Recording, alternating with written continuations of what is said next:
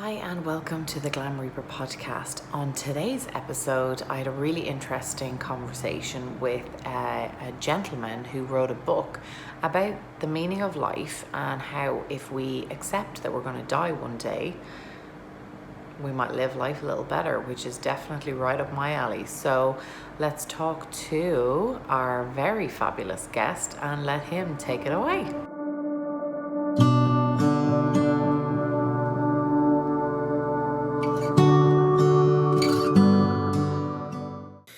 Okay, author, Professor Sidney Sheldon is Sidney Sheldon. Oh my God, getting it right.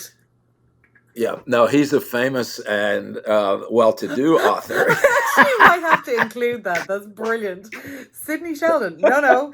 His name is Sheldon Solomon, and he is an absolute delight. He has written a book on the role of death in life, which I find fascinating. I have actually earmarked, whatever you want to call it, many pages here for anybody that can see.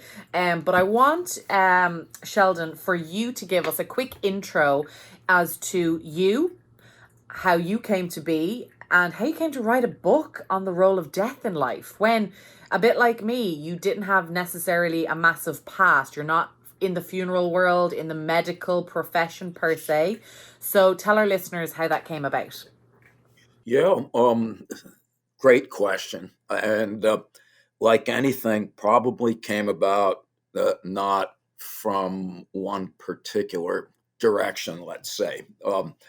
I can't remember if we talked about this when we were last across the table from each other in New York, but I've been disinclined to die for as long as I can remember.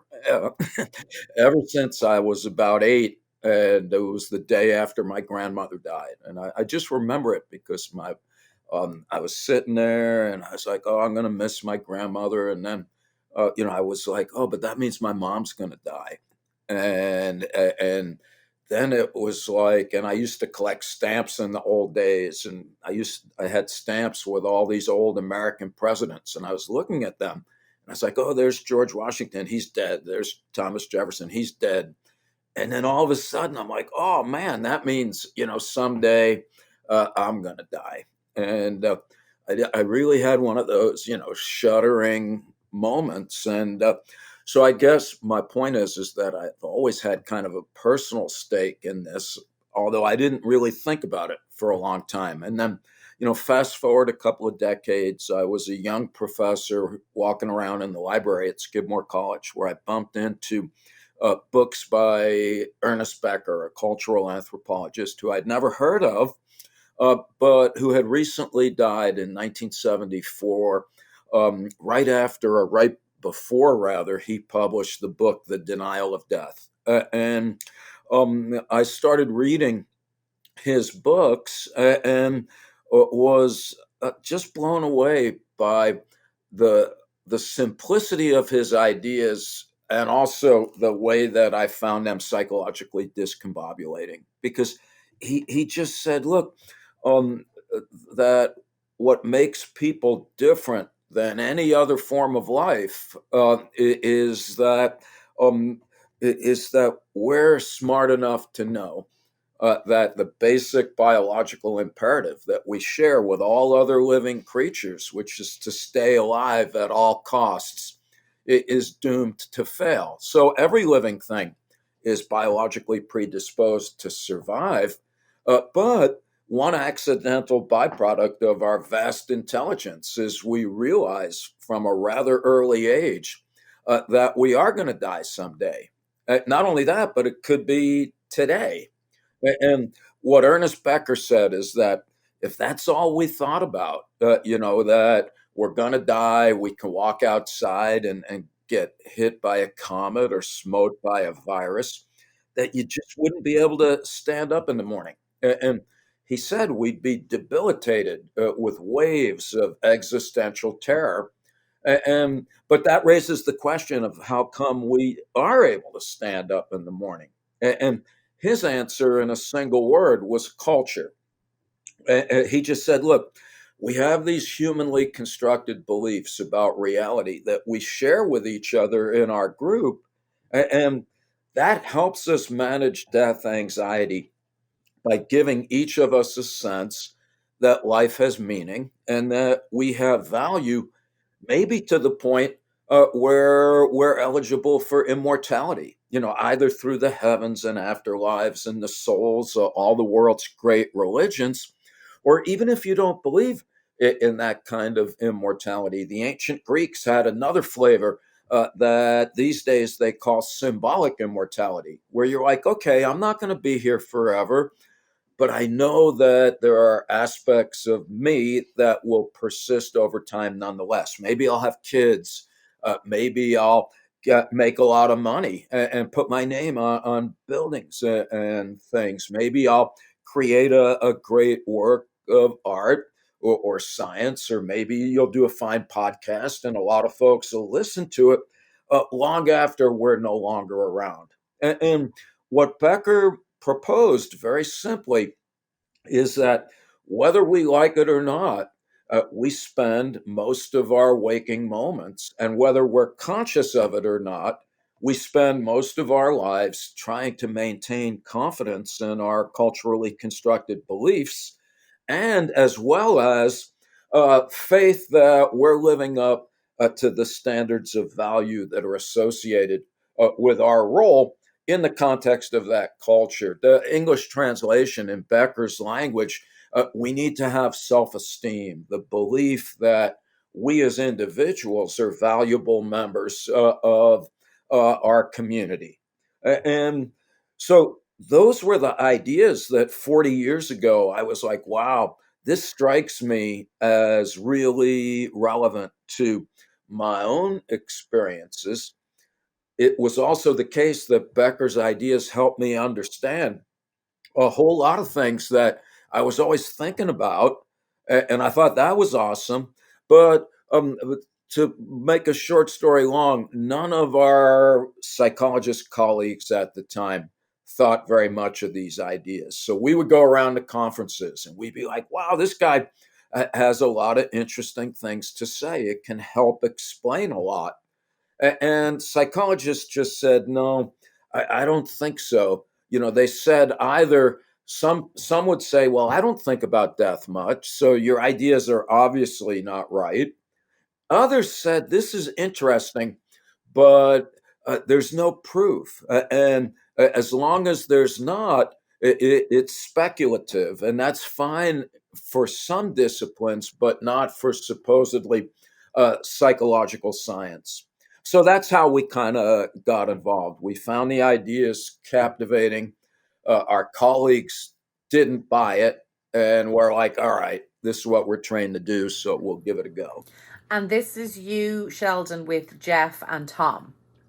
That's right. My buddies Jeff Greenberg and Tom Pozinski, we were graduate students together back in the last millennium at the University of Kansas. And so, in a really brief way, if somebody was not to read your book, Yeah. what would sum up what's in it and why they should read it? Oh, wow. No, great question. Well, so what we say that we're trying to do in our book is to describe Ernest Becker's ideas at the same time that we provide the evidence that we've collected over the years in support of them. And so the reason that we think it's important that people expose themselves to these ideas, it has nothing to do with us. Of course, we wrote a book and everyone would like it if your work was well received. But more important is the broad dissemination of these ideas for two reasons. One is that we think that there's too many things that you can't understand without these ideas. So, for example, Becker says, look, this helps us understand why we can't get along with people who are different. Because if somebody has different beliefs and I accept them, well, that destroys my confidence in my own beliefs. And because my beliefs protect me from death anxiety, when I run into somebody who's different, I'm going to disparage and dehumanize them. I'm going to try to get them to get rid of their beliefs and adopt mine instead. And if that doesn't work, I'm just going to kill them. And so Becker's like, that's one of the main reasons why we've been beating the crap out of each other since day one. You're in Ireland now, No, right? I'm actually here in New York still. I was going to quote my favorite James Joyce. No. You all right, but you're Irish anyway. So history is a nightmare from which I'm trying to awake. So basically, Becker's like, look at all the evil that is perpetrated in the world, he claims, just trying to rid the world of evil. And in our studies, what we find is when we remind people that they're going to die, they hate and harm other people who are different. And so when we remind people they're going to die, it changes their political beliefs. It makes them more likely to vote for charismatic leaders who say, I'm the only one who can keep you safe. It makes people uncomfortable with their bodies and with nature. It turns people into indiscriminate and insatiable buyers of stuff. It makes us go. Yeah, and on that, because I think that's quite fascinating, especially considering at the moment and what's going on in the United States. Um, you've actually done quite a lot of research on this, so this isn't just sort of somebody who read a couple of books and decided I'm going to put my thoughts down about this subject. You've done all of the research. You've sat down and how many people and put death in front of them and what has their reactions been. I mean, you've already given us um that people will change politically dependent on and people make purchases. What are some of the more interesting things that you've discovered from your research? Well, I do think that one of the more interesting things is just how it modifies political preferences. So, for example, in the election that we just had a few weeks ago, we found in a study conducted a week or two before the election that in Staten Island, a sample of Americans who were intended to vote in a control condition as a group, they liked Joe Biden more than Donald Trump. But the ones that were reminded of their mortality first, they like Donald Trump more than Joe Biden. So, this idea that a really subtle alteration, thinking about yourself dying, and by the way, you don't even need to know that you're thinking about dying. We can blast the word death on a computer so fast that you don't even know it's in your head. And so I find that amazing. I find it amazing that after you're reminded that you're going to die, that if you drink alcohol, you drink more alcohol. If you smoke cigarettes, not only do you smoke more cigarettes, you inhale harder on the cigarette as If you smoke. if you're reminded of death or your mortality, which is, I mean, I had the exact same experience as you at younger. It was sort of thrown right in my face, and I was like, "Whoa, I could die tomorrow." So it's something that you and I had in common. I remember when we met. But so the fact that if I'm reminded of death or my own mortality, it means I'm going to drink harder, smoke harder, and vote for Donald Trump. Is that a brief summary? Oh God, Yeah, wow. it is at least possible. And by the way, just to pile on a little bit, if you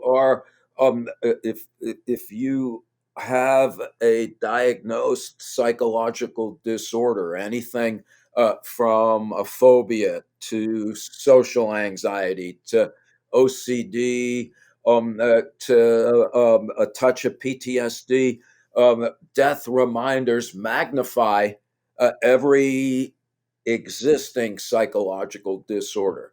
So you're quite right. It sounds kind of gruesome, but death reminders, they turn us into hateful, warmongering, proto-fascists plundering the planet in our insatiable quest for dollars and dross. And so, one reason to think about this, and by the way, when I say that this is what happens, I'm not excluding myself from any of these phenomenon.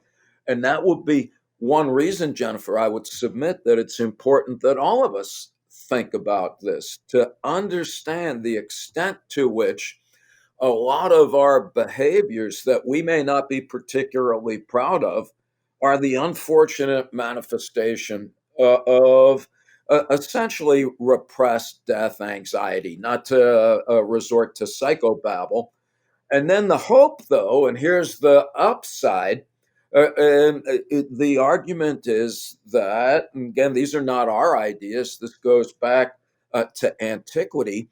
The point being that to live a full and rich life, and you know this as well or better than I, requires a mature confrontation and engagement, and ultimately acknowledgement and acceptance of the reality of the human condition as it pertains to each of us, and that is that we're going to die. And I like how Albert Camus put it, when he said, "Come to terms with death.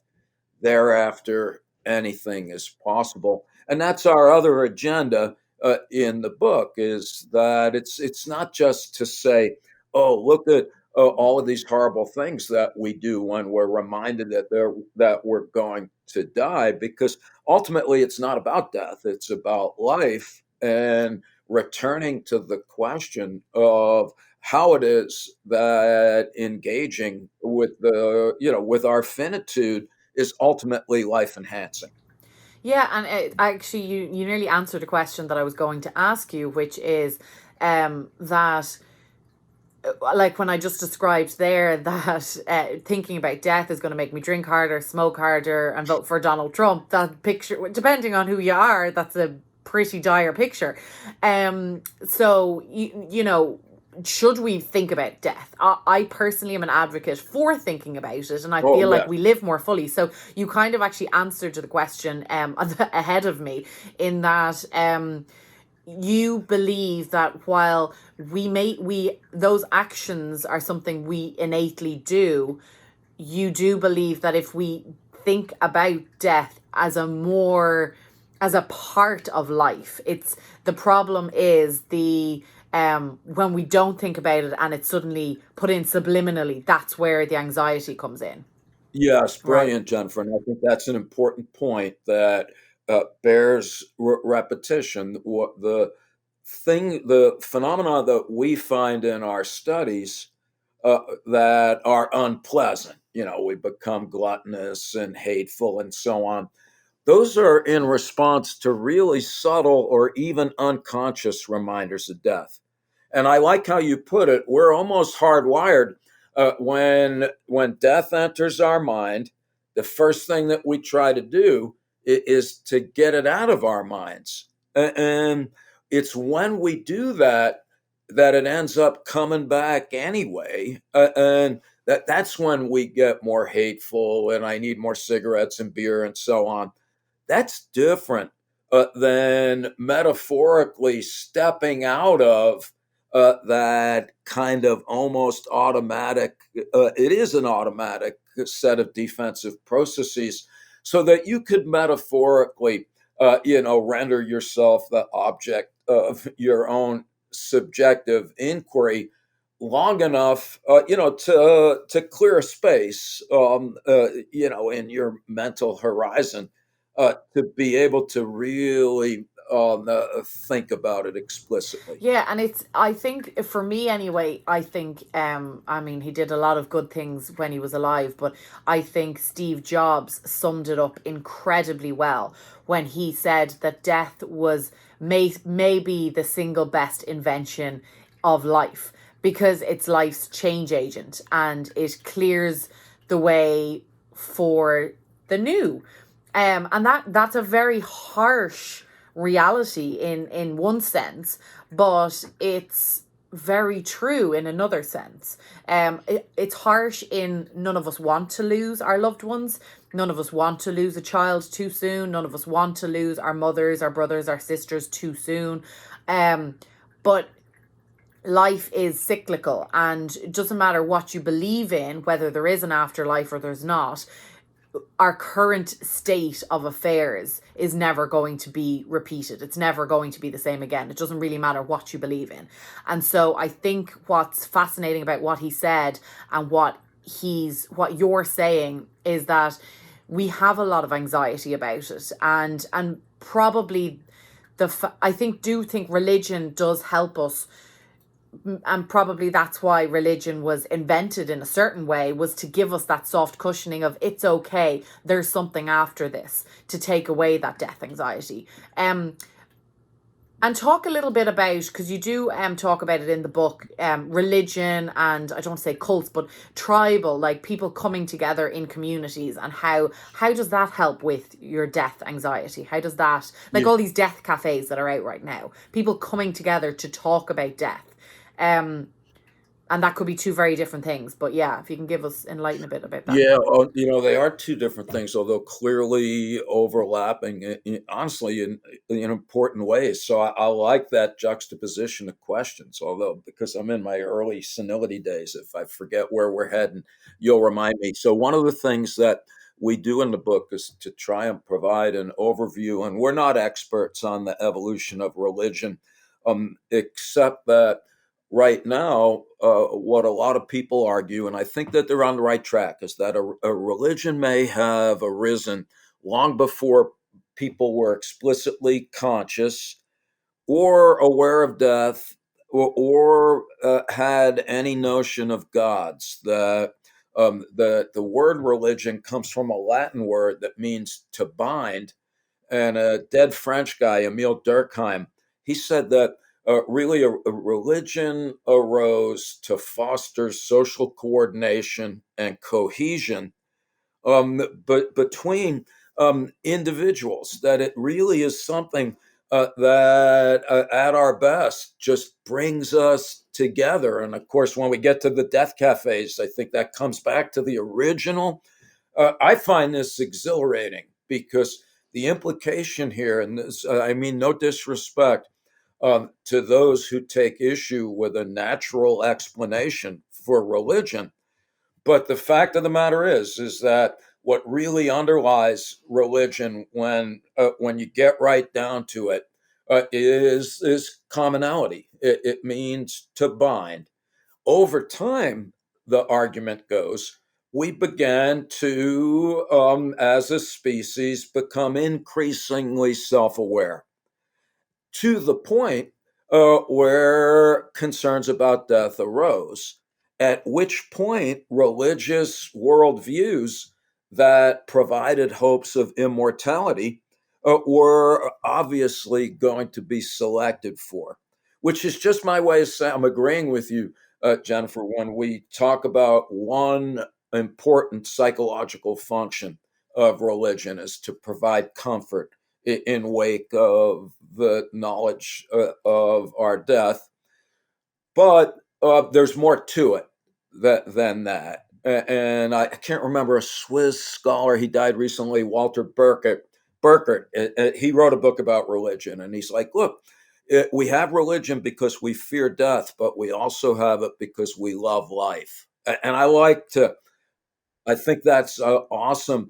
But then, by the end of the book, when we're talking about the death cafes, that's in our chapter. I think we call it "Living with Death," where we point out that in our society, and of course, I know from our last meeting that you know this much more than I, that we live in an essentially death-denying culture. But we don't.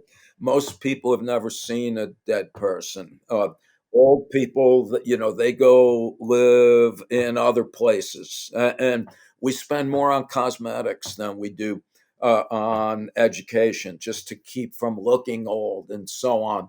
And the idea of the Death Cafe, and I met John Underwood, who's one of the guys that started it in England, and the point that he made when he started the Death Cafe was, again, I want to have a public space where people are going to feel comfortable talking about the ultimate existential concern that ironically rarely.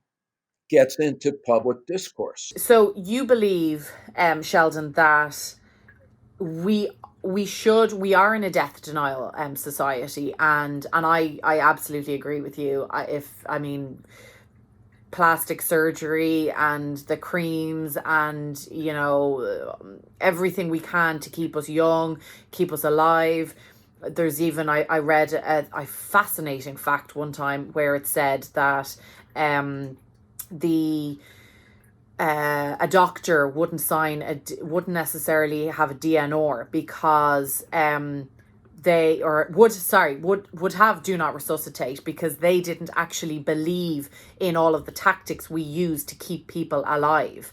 And I thought that was really interesting because it just goes to show, even with the likes of embalming, I work in the funeral community, the likes of embalming keeps us young, keeps us pure, keeps us looking the way we were before our bodies gave up on us.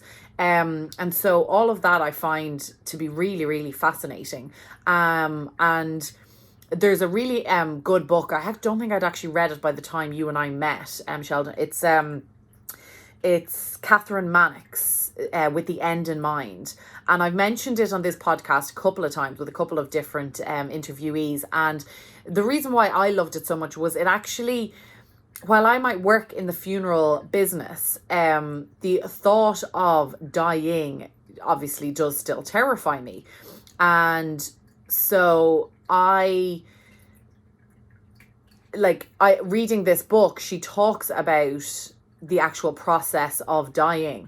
And it actually, when I closed it over and put it away, I felt a lot more calmer. I felt more soothed. I had less anxiety about dying. I knew death wasn't necessarily going to affect me, but the process of dying and potentially dying alone and all of the factors that go with it. I thought it was a really, really great book. But just to finish off, Sheldon, what would you potentially suggest to people as to go forward and have less death anxiety, or to sort of embrace life? Should they read your book? Should they think more about their immortality? What would you have any tips for that? Yeah, I mean, at the risk of sounding silly, my tip is to propose that there's no one suggestion that would necessarily be suitable for all. I, we wrote a book, and it's awesome when every week a few people around Earth say, "Oh, I read your book," and I feel like I've profited from that. Um, I probably don't hear from the 5,000 people that started the book, but drifted off into a coma after paying. Because I would submit, and again, forgive me if we spoke about this when we last met, but it wouldn't matter because we weren't recording it. I feel like what you all, the young folks who have one, foot in the real world and then one foot in this world, that you are potentially more poised to be in a position to put these kinds of ideas um, in circulation. Um, my, the and I guess my main piece of advice for the moment, um, and which may or may not be useful, but here we are in the middle of a pandemic, which, if it's not obvious, is a rather once in a lifetime event of potentially earth shattering existential implications. And on the one hand, for a large chunk of humanity, this has been nothing short of tragic, to the point of despair. There's millions of people who are infected and millions who have died worldwide. Moreover, there's a large swatch of humanity that is going to be economically insecure for a long while, but there's also a big chunk of humanity, and I'm going to put us in it because here we are, sure looking like we slept inside last night and had lunch. For those of us that are lucky enough to be upright and relatively physically secure. I'm going to go. I don't even know which dead philosopher said this, but these kinds of moments can be existentially discombobulating, but they can also be monumentally transformative and uplifting. Because for some people, this has been, even if involuntary, kind of a metaphorical timeout that allows us to step back and for some to really think, am I doing what I'm doing? Because that is a genuine reflection of what Heidegger called my own self or authentic living, or am I a culturally constructed meat puppet, just like a giant hamster on an exercise wheel, forging ahead as if I knew who I am and what I wanted.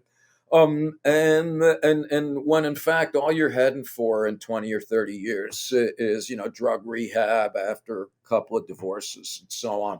So maybe this is, so I guess I'm not even sure if it's relevant to your question, but at this particular moment in time, as maybe absurd as it sounds, this could be a good opportunity for lots of us to take stock and to be humble, grateful, joyous, and to literally, as again, as trite as this sounds, I'm trite, but I'm right. It's like it is great to be alive, and maybe we need a pandemic on occasion to remind us of that. And then to just end where we started, I think we share the view that to be fully alive that requires that we not deny the reality of the human condition, and that we accept ourselves as we are, as human beings. Absolutely. And I think that's a wonderful part to end on, really and truly, because COVID has landed everybody on their ass. And it didn't matter if you were wealthy, you didn't have two beans to rub together. It didn't matter where in the world you were. It brought everybody to a very, very similar level, and it threw mortality in all of our faces. Now, whether you chose to pick up on that is another thing, but I think that's an absolutely imperative note to end on. I really do. And it did. I think naturally the whole world had to take stock of their mortality, and I think made changes for the better, mostly because of it. Mostly. Some people didn't, absolutely, some people didn't, and there's not much you can do about that. But I do think anybody that's listening to this today, I think the best thing you can do is what I say to most people most of the time is, honestly, the simplest thing you can do is pick up the phone, pick up a mouse and a keyboard, type "I love you," text your loved one, give that person a hug, tell that person you have a crush on them. Like, honestly, who doesn't love to be told that somebody cares about them? And it doesn't really matter if you've, the garbage man on the street, it doesn't matter. I mean, I say hello to my postman every morning, and there is nothing wrong with just a smile and sharing a bit of kindness. And I think that's what all the world needs right now. And I think COVID really showed that. The fact that it, with the masks, it took away our smiles. I just think it's a massively huge thing right now. And yeah, I think that's amazing. But thank you so much. This was really good. I loved it. Thanks. My pleasure.